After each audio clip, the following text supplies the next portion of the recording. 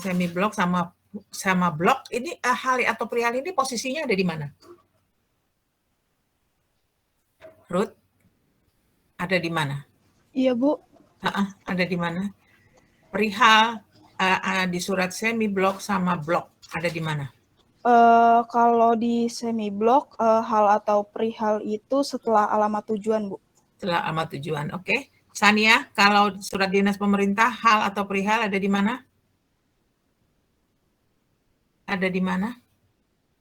Setelah lampiran ya, Bu. Setelah apa? Lampiran. Setelah lampiran. Posisinya ada di mana? Margin kiri bawah. Surat dinas pemerintah. Hal atau perihal. Surat dinas pemerintah. Ada di mana posisinya? Kiri atas, Bu. Oh, kiri atas. Oke ya. Jadi kalau semi blok sama blok dia berada di sesudah alamat dalam sentring di tengah. Sentring di tengah. Ya, disentringkan, ditarik dia ke tengah. Ya, kalau dinas pemerintah dia di margin kiri atas. Ya, 3 sekawan itu. 3 sekawan. Nomor, lampiran, hal. Ya, oke. Setiap surat resmi harus menyantumkan pokok atau inti dari surat. Karena ini sangat membantu untuk mempercepat proses kerja. Kamu nerima surat, terus permohonan cuti, itu kamu teruskan kemana? Permohonan cuti, kamu teruskan ke bagian mana? Ke bagian marketing? Ke bagian mana kamu teruskan? Perihalnya cuti. Ini wewenang siapa ini untuk meneruskan dan memutuskan surat ini? Nggak usah kamu baca, mau dari siapa, mau dari nggak penting. Pokoknya ini surat ini harus di mana didistribusikan? Ke bagian mana ini didistribusikan kalau minta cuti? HRD, Bu. Iya, HRD. Kalau ada surat yang mengatakan bahwa surat pesanannya, barang yang dipesan kok kayaknya nggak sesuai dengan pesanan. Ini ke bagian mana nih surat ini diteruskan? Bagian gudang. Ke bagian marketing dong. Iya kan? Jadi tidak usah membaca surat sampai selesai, dari hal kita sudah bisa meneruskan surat itu ke bagian mana. Ya, untuk memudah menerima surat, mengetahui permasalahan dari surat. Harus ditulis singkat, sebaiknya jangan lebih dari 1 baris. Ya, penawaran produk terbaru kami XX913 dan enggak perlu penawaran titik, udah. Nanti siapa tipe barangnya jelaskan dalam isi surat. Ya, jadi sebaiknya jangan sampai berbaris-baris, apalagi di dinas pemerintah. Space-nya akan sangat terbatas. Nomor, lampiran, hal. Ya, hal. Jadi sebaiknya nggak usah banyak-banyak, aja yang singkat. Sebaiknya usahakan maksimal hanya 1 baris kalimat. Yang paling cantik dia itu mulainya di akhir nomor, berakhirnya di awal tanggal. Bisa kebayang? Bisa kebayang? Startnya di awal, ya, startnya di akhir nomor. Jadi nomor 917 garis miring B11 garis miring 9 garis miring 2002. Di akhirnya itu disejajarkan kamu mulai start. Hal titik 2. Kemudian berakhirnya itu sebaiknya di awal tanggal surat. Sebaiknya. Tapi kalau nggak bisa nggak apa-apa, yang penting centering dan posisinya cantik gitu. Ya, jangan sampai pokoknya sampai 2 baris deh, upayakan jangan sampai 2 baris gitu. Apalagi 3 baris, udah kacau itu. Ya. Oke, lanjut. Lanjut. Ya, salam pembuka, ya, salam pembuka. Pada surat niaga, salam pembuka sebaiknya digunakan. Sebaiknya digunakan. Pada dinas pemerintah, salam pembuka tidak digunakan. Dulu-dulu salam di dinas pemerintah ini nggak pakai salam pembuka dia. Tapi kayaknya sekarang ini sudah semua surat dinas pemerintah menggunakan salam pembuka. Apa sih kata-kata yang sering digunakan dalam salam pembuka? Itu lihat contoh ya di buku ajar ibu. Ya, dengan hormat. Kalau secara umum ya, kalau misalnya organisasinya organisasi keagamaan, assalamualaikum warahmatullah, kemudian salam sejahtera, kemudian kalau organisasi kedaerahan, merdeka, horas dan lain sebagainya, ya. Jadi harus ada salam pembuka dan konsisten. Kalau kamu menggunakan salam pembuka, harus menggunakan salam penutup. Jangan sepenggal, ya. Dikasih salam pembuka, nggak dikasih salam penutup. Kalau ada salam pembuka, harus ada salam penutup. Oke? Yes, lanjut. Next, Ilham. Dan alinea pembuka. Jadi apa katanya? Alinea pembuka berfungsi sebagai pengantar bagi pembaca untuk mengetahui pokok surat. Bunyi alinea pembuka berpengaruh besar terhadap keberhasilan surat dibaca orang secara menyeluruh. Ya, memotivasi pembaca untuk mau membaca surat secara menyeluruh. Ya, jadi dimotivasilah dia dengan kalimat pembuka itu supaya dia mau membaca surat sampai selesai. Untuk memperkuat tali silaturahmi, bagi mahasiswa baru, kami dari Himen merasa perlu untuk mengacarakan acara silaturahmi yang akan diselenggarakan pada, nanti kamu buat ya tanggal ini, kemudian besar harapan kami bahwa adik-adik sekalian bersedia untuk mengikuti acara tersebut. Ya, mana alinea pembukanya? Ada alinea pembukanya. Terus ada surat lagi, mohon kehadiran adik-adik pada hari, tanggal, tempat, jam, semua lengkap lah itu ya. Mana yang lebih enak surat itu? Yang pertama apa yang kedua? Mana yang membuat kamu tuh tergugah untuk mau hadir gitu? Yang pertama atau yang kedua? Pertama, Ibu. Kita mempererat tali silaturahmi bagi mahasiswa baru yang terhimpun dalam himpunan mahasiswa administrasi niaga. Kami berencanakan akan mengadakan perkenalan dan silaturahmi yang insya Allah akan diselenggarakan pada bla bla bla bla bla. Yang satu lagi, mohon kehadiran adik-adik untuk datang pada bla bla bla. Mana lebih enak? Kan yang pertama kan? Ya kan, itulah dia alinea pembuka. Jadi alinea pembuka itu harus memotivasi orang yang membaca surat menyelesaikan membaca surat sampai akhir. Kan dia bertanya-tanya, ini di mana diselenggarakan, kapan diselenggarakan. Masuklah ke alinea isi. Ya. Jadi surat yang baik harus terdiri dari 3 alinea. Alinea pembuka, alinea isi, dan alinea penutup. Ya, alinea pembuka, alinea isi, dan alinea penutup. Untuk lebih jelasnya, kata-kata yang digunakan untuk alinea pembuka itu ada dalam buku ajar. Ya, terus jangan dibedakan antara bersama surat ini. Ya, bersama surat ini kami jelaskan bahwa tidak. Kalau bersama surat ini ada sesuatu yang disertakan dalam surat itu. Kalau surat berlampiran, baru kalimat pembukanya bersama surat ini, tapi tidak boleh di awal kalimat. Dia di tengah-tengah kalimat, di tengah-tengah di isi surat dinyatakan bahwa bersama surat ini kami lampirkan untuk membantu Bapak mengambil keputusan, kami lampirkan bla bla bla bla bla bla. Ya, kalau mau menjelaskan sesuatu melalui surat ini, bukan bersama surat ini. Melalui surat ini kami mengundang Bapak untuk bla bla bla bla bla. Ya. Jadi beda ya, bukan bersama surat ini, melalui surat ini. Alinea pembuka. Kata-kata yang lain itu bisa ada di dalam buku ajar. Ya. Oke, next. Nah, alinea isi surat ya, isi surat. Jadi bagian ini merupakan isi atau pokok surat yang sesungguhnya yang memuat satu yang ingin disampaikan. Untuk menghindari salah penafsiran, isi surat hendaknya singkat, jelas, tepat, jangan menggunakan kata-kata yang meragukan. Ya, ada kata-kata yang meragukan. Ada loh kata-kata yang meragukan ya. Hindari kesan menganggap rendah persoalan, isi surat jangan sekali-kali menghina, mempermainkan atau meremehkan pembaca. Ya. Pokoknya buatlah surat itu sesopan mungkin, ya. Dia mengeluhkan misalnya surat pesanannya. Mohon koreksi dulu surat-surat yang Anda terima. Sepengingat kami bahwa kami telah mengirimkan barang tersebut. Ya nggak usah kayak begitulah bahasanya gitu ya. Orang pasti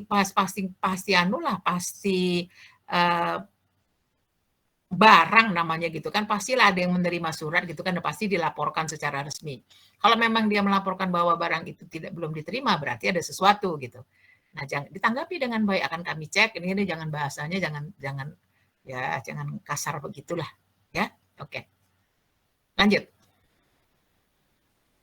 Nah, apa sih definisi alinea? Apa sih definisi alinea? Rafiq ya? Rifki. Ya, Rifki. Yes, Rifki. Apa sih definisi alinea? Apa definisi alinea? Iya, Bu. Apa definisi alinea? Dalam bahasa Indonesia, apa definisi alinea? Rifki, apa definisi alinea? Rifki ngelamun nih, masa definisi alinea aja nggak tahu. Devira. Where is Devira? Devira. Hadir nggak nih Devira? Hadir, Bu. Oke, Devira. Apa definisi alinea? Alinea itu kayak paragraf gitu ya, Bu, kayak suatu Ya, gagasan. apa ininya? Apa isinya? Paragraf itu. Suatu gagasan yang berbentuk kayak serangkaian kalimat gitu kan? Kumpulan beberapa kalimat yang memuat gagasan tertentu, ya kan? Satu alinea dia. Dia hanya boleh terdiri dari 3 sampai 5 kalimat itu. Satu paragraf itu. Jadi satu pokok pikiran. Tadi kita sudah sepakat bahwa ada alinea pembuka. Kemudian ada alinea isi. Ini kira-kira berbeda nggak nih alinea pembuka dengan alinea isi? Beda nggak kira-kira ini? Beda kan? Ya kan? Kalau memang dia berdiri sendiri-sendiri, nanti bisa nggak nyambung dia. Jadi alinea pembukanya jalan sendiri, alinea isinya jalan sendiri. Maka ada cara untuk menyambung alinea pembuka dan alinea isi supaya kedua alinea ini terasa menyatu gitu. Terasa nyambung dia.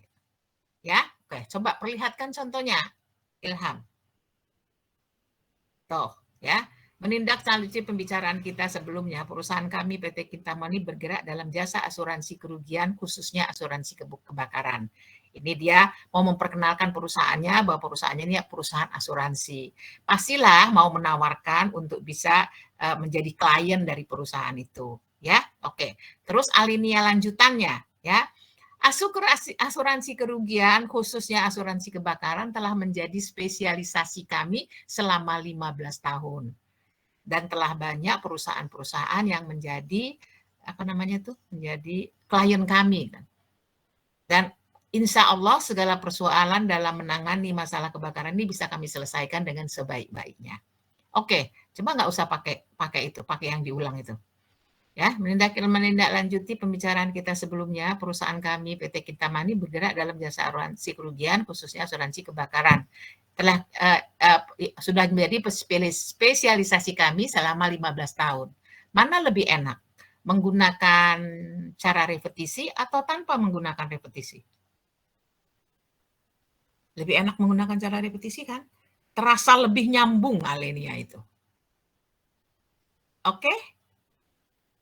Ya, jadi ingat, sepenggal kalimat atau kata yang ada pada alinea pembuka digunakan untuk membentuk alinea isi.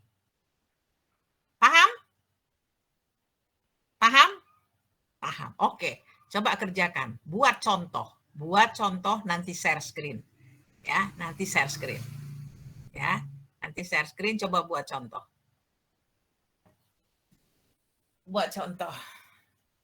Ya, ini selanjutnya apa nih, Ilham? Selanjutnya apa? Coba lihat. Ya, bantuan frase. Ya, boleh bantuan frase. Oh, ini belum. Ini repetisi. Nanti selanjutnya ini. Kembali ke repetisi. Oke, ya, silahkan. Ibu kasih waktu 5 menit lah. 5 sampai 10 menit. 10 menit lah. Nanti jam 8 lewat 5. 8 lewat 5 Ibu panggil salah satu, 2 orang lah untuk menganukan contohnya. Memberikan hasil kerja kamu. Ya, silakan kerjakan di Word saja. Nanti langsung supaya bisa dipresentasikan. Bantuan frase. Frase adalah kelompok kata konstruksi dengan konstruksi non-prediktif yang dapat dimanfaatkan untuk berbagai keperluan untuk membentuk alinea. Ya, ada beberapa frase, ini frase transisi.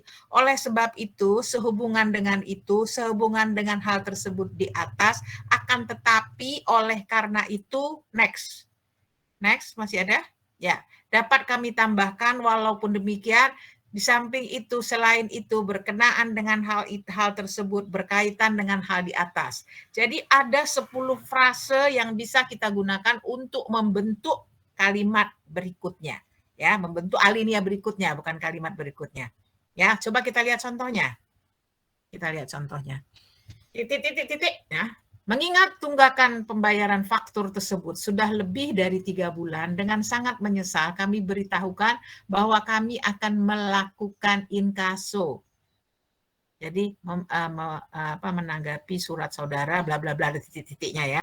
Nah, mengingat tunggakan pembayaran faktur tersebut sudah lebih dari 3 bulan, 3 bulan nggak dibayar-bayar, dengan sangat menyesal kami beritahuan kami akan melakukan inkaso.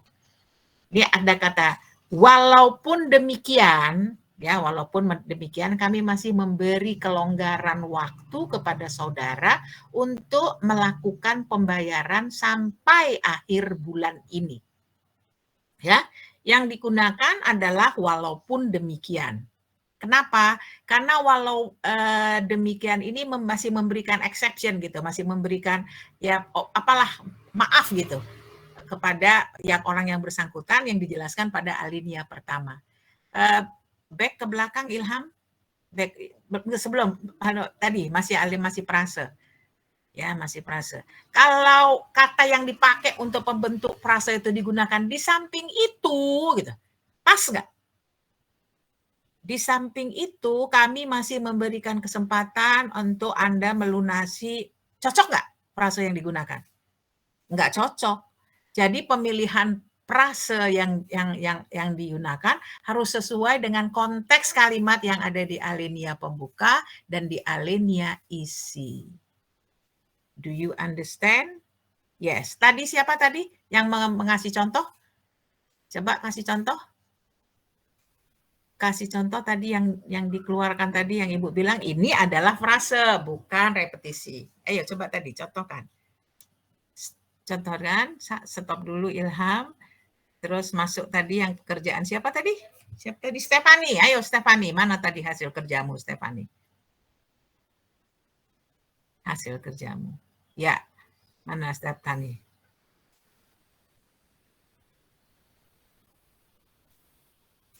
Ya, share screen. Yang lain-lain siap ya? Yang lain nanti siap ya untuk ngasih contoh ya. Ya, nih kelihatan kan? Sehubungan dengan hal itu, hal yang mana? Yaitu tadi, saya adalah perusahaan bunga yang menyediakan bibit. Tapi kalau ini kan di samping itu, nggak cocok kan? Kalau di samping itu ada exception juga bahwa ada nih yang saya jelaskan di alinea pembuka, tapi masih kurang jelas. Saya jelaskan lagi supaya lebih mempertegas arti di alinea isi. Jadi sekali lagi Ibu ingatkan menggunakan frase harus sesuai dengan konteks kalimat yang ada di alinea pembuka. Ya, di alinea pembuka. Bisa dipahami? Nah, kita masuk ke yang berikutnya. Nanti sekali contoh ya, sekali 2 contoh Ibu suruh. Oke, lanjut Ilham untuk kata sambung. Untuk kata sambung. Ya, jadi dengan bantuan kata penghubung. Ada beberapa kata penghubung, ada 8 ya. Meskipun berhubung tetapi namun sebaliknya kemudian selanjutnya jadi. Ya, jadi ini sama dengan yang repetisi. Harus dilihat konteks kalimat alinea pembuka, terus yang cocok ini apa sih kata yang yang cocok untuk menyambung kedua alinea itu. Mungkin tetapi, mungkin namun, mungkin sebaliknya. Coba kita lihat contohnya. Kita lihat contohnya. Menurut catatan kami, ternyata saudara belum melunasi faktur nomor 375-A1309 tahun 12 Januari 2020 sebesar 750.000 ya. 7.550.000. Utang tersebut sebenarnya sudah harus dilunasi dibayar pada akhir Desember 2008. Meskipun keterlambatan ini mungkin tidak disengaja, tapi untuk kelancaran perputaran kas kami mohon kepada perusahaan saudara untuk segera melunasi hutang tersebut. Apa kata sambung yang digunakan? Meskipun. Jadi dia masih memberi pengecualian. Oke lah, ente udah salah, ya. Ini kita masih kasihlah peluang, ya. Masih kita kasih tolonglah bayar cepat supaya membantu perputaran uang di perusahaan kami. Ya. Jadi menggunakan kata penghubung. Ada 8 kata penghubung. Ada yang mau bertanya? Ada yang mau bertanya untuk menggunakan alinea ini? Cara menggunakan alinea ini? Nggak ada? Oke. Jadi ada, Ibu minta contoh nih. Minta contoh dari syara, frase, dan kata penghubung. Ya, kata penghubung. Ibu minta contoh, ada 2. Nanti kalau bisa satu orang memberi contoh masing-masing 2, bisa ya dah satu orang masing-masing memberikan 1 contoh. Ya, oke, Ibu kasih waktu lagi. Ya, nanti jam 8:30 kurang 5 menit. Ya, 9 kurang 5 menit, Ibu panggil lagi beberapa orang untuk memperlihatkan contohnya. 1 menggunakan frase, 1 menggunakan kata penghubung. Silakan, kurang waktu yang tidak sedikit. Menjadi berbicara sebaik apa kita, tetapi sejauh apa kita bisa bermanfaat untuk sekitar kita, terutama untuk dipimpin. Ini bahasa surat loh sayang. Ya, ini bukan kalimat, bukan artikel, tapi ini bahasa surat loh yang menggunakan, yang dipakai untuk surat, menghubungkan alinea pembuka dengan alinea isi. Jadi dalam rangka apa ini gitu? Ya. Jadi ini sih udah akan tetapi udah oke, tapi ini kurang untuk bahasa surat, kurang tepat ininya. Contohnya ya, Ferisha ya. Kemudian nih, singa itu mengamati kijang yang sedang minum di air sungai. Kemudian ini bukan bahasa surat, bukan untuk artikel, tapi ini untuk artikel. Jadi contohnya sebaiknya untuk surat, untuk bahasa surat. Oke, Frisha? Ya, oke. Satu lagi deh contohnya, satu lagi. Ini tadi Frisha masih kurang pas. Ada lagi satu lagi yang betul-betul untuk surat? Hah? Saya Bu Fritzi. Oke, silakan. Cepat.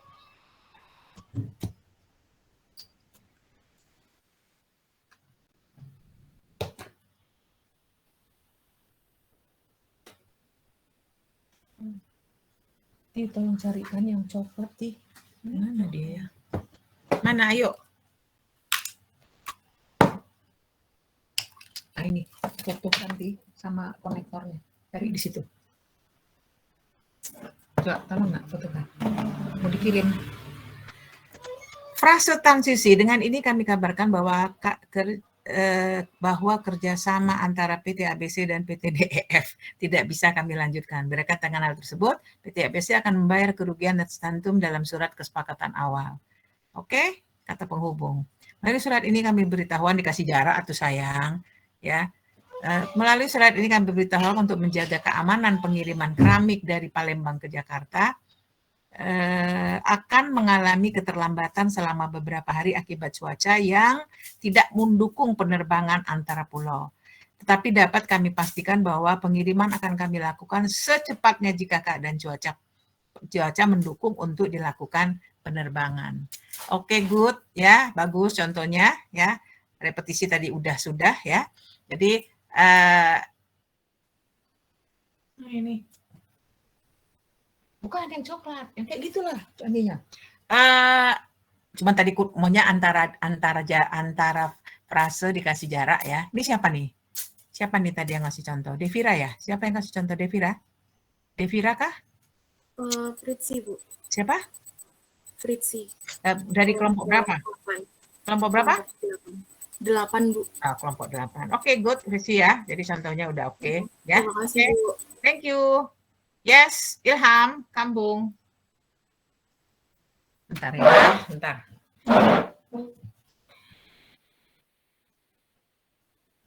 This one, oh dear. This one, dear. This one. Bentar. Jadi kau ginikan aja, ini sama ini.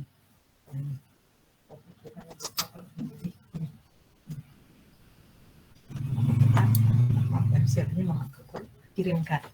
Oke. Jadi alinea penutup ya. Alinea penutup merupakan kesimpulan dari sebuah surat, merupakan kunci dari surat ya. Mengandung harapan pengirim surat atau ucapan terima kasih. Ya, jadi kesimpulannya apa sih surat ini? Ya, tadi seperti siapa tadi yang pemutusan hubungan kerja, ya hubungan kerja. Jadi alinea penutupnya, walaupun kontrak kerja kita tidak bisa diteruskan, tetapi kami berharap bahwa hubungan baik di antara kedua perusahaan kita masih bisa terjalin ya dengan baik. Itu harapannya. Walaupun memang tidak terjadi kesepakatan, tapi sebagai perusahaan saya minta supaya jangan udah ini deh nggak musuhan deh gitu ya. Nah, terus kalau misalnya surat lamaran, ya surat lamaran, alinea penutupnya, besar harapan saya bahwa Bapak bisa menerima saya sebagai salah satu karyawan di perusahaan Bapak. Itu kalau kita membuat surat lamaran. Kalau tadi siapa tadi yang apa itu? Yang minta bantuan dana untuk acara 17 Agustus, ya. Kami sangat berharap Bapak dapat memberikan bantuan tersebut untuk bisa mensukseskan acara peringatan tersebut. Jadi apa sih yang kita harapkan dari isi surat itu? Itu tadi di alinea penutup. Oke, paham? Di alinea penutup. Jadi sudah jelas alinea pembuka apa isinya, kemudian alinea isi apa isinya, alinea penutup apa isinya. Jadi yang menggunakan cara untuk menghubung hanya dari alinea pembuka ke alinea isi. Alinea isi ke alinea penutup tidak menggunakan cara menyambung. Karena memang sudah pasti bahwa alinea penutup itu gunanya untuk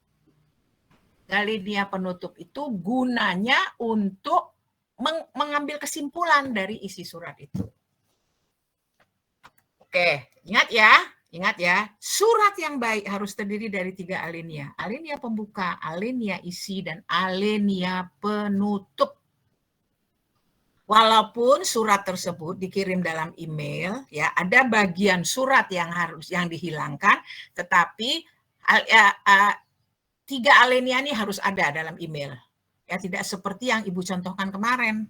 Itu bukan surat, itu hanya pesan tertulis. Ya, kalau saya mau nulis surat sama Pak Jenderal kan kayaknya nggak pas tuh kalau begitu isi emailnya.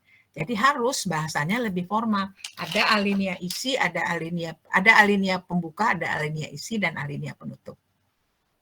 Oke, jelas? Ya, kita sudah sampai dari mulai kop surat, kemudian nomor, tanggal, alamat dalam, hal perihal, kemudian salam pembuka, alinea isi, dan alinea penutup. Sudah sampai situ. Ya, oke.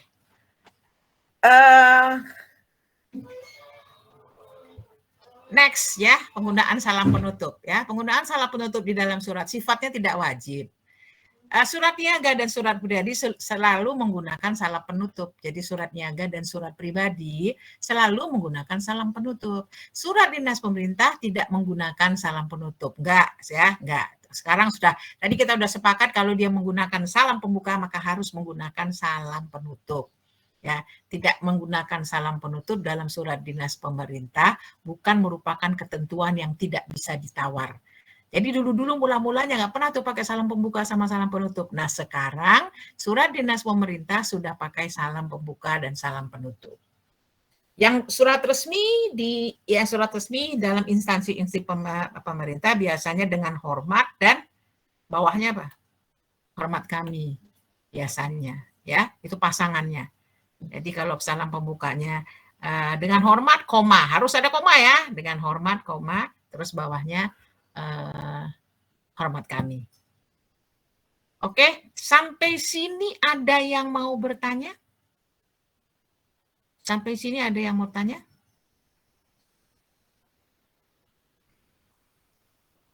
Sampai sini? Gak ada? Oke, next Ilham. Ya. Nama perusahaan organisasi yang mengeluarkan surat. Nama perusahaan organisasi yang mengeluarkan surat tidak perlu disantumkan jika surat terdiri dari hanya satu halaman. Kenapa? Kenapa? Jadi kalau Pak di bawah kan kalau Pak Jenal tanda tangani hormat kami, ya hormat kami, kemudian jabatannya Direktur Politeknik Negeri Jakarta, tanda tangan nama Pak Zainal, ini Pak Zainal. Nggak dibikin Politeknik Negeri Jakarta, bla bla bla bla, nggak perlu kan? Kenapa? Karena nama organisasi atau perusahaan yang mengeluarkan surat ada dalam di kop surat. Jadi nama perusahaannya nggak usah diketik ulang, karena buang-buang tinta, ya tidak efisien. Jadi nama perusahaannya tidak perlu diketik ulang. Kecuali surat tersebut hanya terdiri dari 2 halaman. Kenapa? Kalau surat terdiri dari 2 halaman, halaman kedua tidak boleh menggunakan kertas berkop juga. Harus kertas putih. Ya, kertas putih. Jadi di situ dicantumkan nama perusahaannya. Direktur Politeknik Negeri Jakarta, ya nama ya disantumkan, ya. Terus kalau enggak itu enggak perlu, kalau hanya 1 halaman, karena surat di halaman kedua tidak menggunakan kop surat. Jadi enggak boleh ya kalau surat 2 halaman menggunakan sama-sama berkop. Yang kedua kertas kop putih, kertas putih biasa. Apa tujuannya? Supaya kalau surat itu hilang kita tahu dari perusahaan mana, ya. Dari perusahaan mana surat itu datang. Kemudian ada lagi aturan main, ya, ada aturan main. Ini camkan betul-betul ya. Kalau surat terdiri dari 2 halaman, ya, halaman kedua tidak boleh hanya berisi tanda tangan saja. Tidak boleh hanya berisi tanda tangan saja. Sebaiknya alinea penutup ada di halaman kedua. Alinea penutup ada di halaman kedua. Jelas? Jelas? Jadi nggak boleh tiba-tiba tanda tangan aja gitu di halaman kedua. Jadi sebaiknya aturlah spasi supaya surat itu terlihat cantik, ya, terlihat cantik. Jadi jangan surat itu kelihatan kosong gitu. Jadi kan kalau di pengetikan niaga ada aturan main tuh, bahwa dari kop sekian turun sekian sekait, dari sini ke sini turun sekian kait, dari sini ke sini turun sekian kait. Ternyata isi suratnya nggak banyak-banyak amat gitu. Ya, nggak banyak-banyak amat. Nah, itu kamu bisa mengatur, menambah jumlah kaitannya supaya surat itu kelihatan bagus, estetikanya bagus. Nah, itu juga untuk surat yang 2 halaman harus kamu perhitungkan. Ya, kamu perhitungkan gitu. Jadi jangan mepet banget gitu. Jadi di mana harus dipenggal, dipindahkan ke halaman kedua. Kalau isi surat itu alinea isinya itu cukup banyak. Jadi boleh sebagian alinea isi dipindahkan ke halaman kedua atau alinea penutup berada pada halaman kedua. Jadi kamu mainkanlah pembagian spasinya.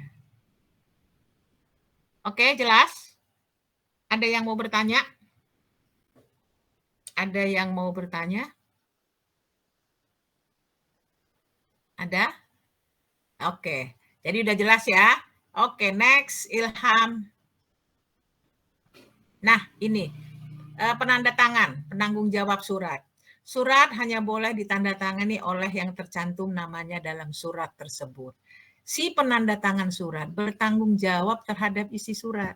Dibolehkan pendelegasian wewenang menandatangani surat.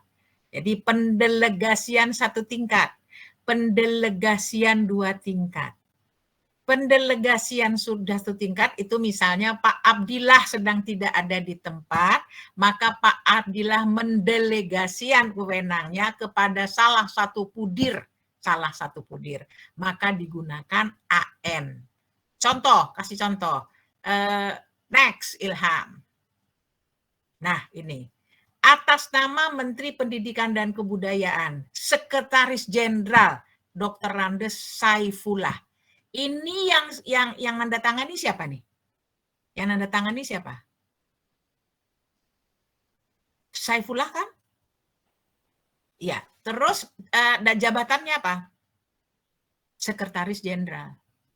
Oke. Kalau Pak Abdillah mau mengasih pendelegasian wewenang kepada Bu Nunung Martina, ya, atas nama Direktur Politeknik Negeri Jakarta, ya, pembantu Direktur 1 Nunung Martina, NIP, pendelegasian 1 tingkat. Jadi dalam organisasi pimpinan pucak memberi delegasi wewenang kepada 1 tingkat di bawahnya. 1 tingkat di bawahnya. Maka digunakan kata AN. Lihat cara penulisannya. AN-nya huruf kecil, ya, pimpinan yang digantikan, kemudian yang digantikan sentring, kemudian nama orang yang menandatangani dan NIP-nya.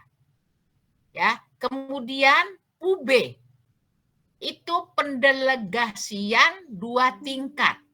Jadi misalnya begini,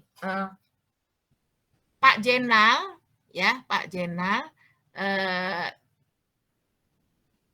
mendelegasikan wewenang itu kepada ketua jurusan. Itu sudah 2 tingkat belum? Sudah 2 tingkat kan? 1 tingkat kan pembantu direktur. Kalau ketua jurusan kan di bawah Pudir 1 tuh. Ya, di bawah Pudir 1 untuk saya nggak jelas benar gimana struktur organisasi politeknik ya. Jadi itu atas nama Menteri Pendidikan dan Kebudayaan, Kepala Biro Kepegawaian, Kepala Biro ya. Kepala Biro UB, Kepala Bagian Tenaga Edukatif, Dr. Insinyur Muhammad Ikhlas Mubarak. Yang 1 tingkat siapa nih? Delegasi 1 tingkat kepada siapa? Kepala Biro. Ya, delegasi 2 tingkatnya siapa? Kepala Bagian Mutasi Tenaga Edukatif. Dan lihat cara penulisannya. UB-nya itu sentring, U kecil, B kecil, Kepala Bagian Mutasi Tenaga Edukatif. Oke? Oke, jelas? Ya, oke. Jadi ada di instansi pemerintahan kita ini sering terjadi ini AN dan UB. Jadi AN itu pendelegasian 1 tingkat, UB itu pendelegasian 2 tingkat. Contoh penulisannya seperti ini. Jadi kalau UB itu biasanya di kepala bagian, ya kepala bagian. Kalau kita itu ketua-ketua jurusan itu UB lah itu. Ya, jadi tetap atas nama Menteri, atas nama Direktur Politeknik Negeri Jakarta, terus pembantu Direktur 1, itu kan bagian kemahasiswaan, UB ketua jurusan. Atau UB-nya adalah ketua program studi apa gitu. Ketua program studi administrasi niaga. Jelas? Jelas? Jelas ya? Ada yang mau tanya? Ada yang mau tanya? Oke, yes. Untuk tugas pertemuan selanjutnya, ya pertemuan selanjutnya, Ibu minta kamu buat surat. Surat ini masih bebas, ya masih bebas. Ini nanti ada cara untuk membuat. Tapi ini Ibu minta bebas. Yang penting di sini bagian-bagian surat dari mulai kop surat sampai penandatanganan surat itu ada. Kemudian gunakan cara menyambung alinea dalam isi surat. Sampai situ aja dulu. Ya, jadi dari mulai kop surat sampai penandatangan surat. Ibu minta bentuknya dinas pemerintah. Dinas pemerintah. Oke? Jadi contohnya kalimatnya lengkap. Tembusan apa semua nggak usah dulu. Ya, nggak usah dulu, nanti dulu sampai penandatangan surat. Sebaiknya ber-UB. Sebaiknya ber-UB. Ya, pakai UB, nggak usah sebaiknya. Contohnya pakai UB gitu. Ya, jadi isinya juga mesti dilihat. Jadi apa nih si istrinya yang sampai harus di-UB-kan gitu. Jadi sinkron dia. Paham maksud Ibu? Paham? Paham. Jadi tugas berikutnya nanti di presentasi sebelum kita lanjut ke materi selanjutnya bagian-bagian surat, nanti Ibu minta dulu tolong presentasikan hasil kerjamu ya dari surat, dari mulai kop surat. Jadi suratnya kopnya lengkap ya, kopnya lengkap sampai kepada ini tadi penandatangan surat. Ber-UB, beruberia. Ya, pakai UB. Sampai situ aja dulu tugasnya. Ya, nanti ada 2 orang atau 3 orang lah yang Ibu minta untuk coba tolong share screen dulu hasil tugas Ibu yang Ibu minta hari Senin. Ya. Kita ketemu Rebo ya. Rebo kan? Oke? Ya? Oke. Ibu sudahin dulu ya. Jadi kita ketemu lagi hari Rabu. Ya, pertama itu tadi kita membahas hasil kerja kamu untuk surat dinas pemerintah sampai penandatangan surat. Ada yang mau bertanya? Ibu, saya izin bertanya, Bu. Yes. Untuk tugas yang Ibu berikan ini sifatnya individu ya, Bu? Iya, individu. Tapi supaya Ibu gampang nyarinya, Ibu panggil nanti tanya kelompok berapa gitu supaya Ibu lihat di sini nanti kan Ibu tandai nih keaktifanmu. Ibu kasih tanda. Ya. Dan siapa yang Ibu panggil, Ibu kasih tanda. Siapa yang memberi contoh, Ibu kasih tanda. Supaya Ibu gampang carinya, makanya Ibu tanya, kelompok berapa kamu? Supaya Ibu tahu, oh kelompok sekian. Oke, Davin? Baik, Bu. Dapat dipahami. Terima kasih, Bu. Supaya semuanya aktif, nggak diem. Ya. Supaya semuanya bersedia memberikan contoh hasil kerja. Oke? Any question? Ada pertanyaan lagi? Nggak ada? Cukup? Sudah cukup ya, Bu. Cukup, Bu. Oke, kita ketemu hari Rabu. Assalamualaikum warahmatullahi wabarakatuh.